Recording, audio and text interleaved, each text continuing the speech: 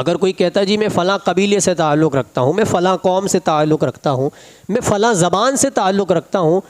اور اس میں کوئی لسانیت نہیں ہے، تعصب نہیں ہے، وہ اپنی پہچان بتا رہا ہے، یا ملکی اعتبار سے دیکھیں جی میں فلاں ملک سے تعلق رکھتا ہوں، میں پاکستانی ہوں، میں ہندوستانی ہوں، میں جی بنگلہ دیشی ہوں، میں عربین ہوں، میں افریقن ہوں، میں جی یورپین ہوں، یہ جو الگ الگ پہچانیں ہیں، ان پہچانوں سے کوئی ان میں حرج نہیں ہے، الا یہ کہ اس میں تعصب نہ ہو، اس میں یہ تصور نہ ہو چونکہ ہم اس قوم سے تعلق رکھتے ہیں، فلاں ملک سے تعلق رکھتے ہیں، فلاں قبیلے سے تعلق رکھتے ہیں، فلاں زبان چونکہ ہم بولتے ہیں تو لہٰذا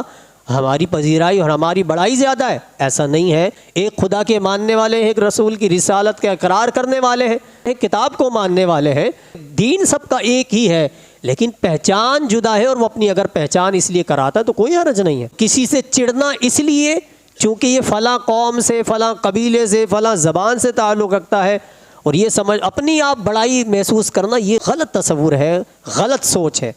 ہاں اگر کوئی خاص حرکت کی وجہ سے، کسی وجہ سے اس کو کرتا ہے، کچھ کہتا ہے تو وہ الگ بات ہے، لیکن محض تقسیم، اس جغرافیائی تقسیم اور محض زبان کی تقسیم کے سبب اپنے آپ کو بڑا سمجھنا، یہ درست نقطہ نظر نہیں ہے۔ سب اللہ نے بنایا ہے، ساری زبانیں اللہ نے پیدا کی ہیں، سارے قبائل اللہ نے بنائے ہیں، سب کو الگ الگ جگہ رکھا ہے، کس لیے؟ تاکہ ایک دوسرے کی پہچان رہے، ایک دوسرے کے معاملات انتظامی اعتبار سے اچھے چلے، اور یہ دنیا بھر میں اسی طرح ہوتا ہے۔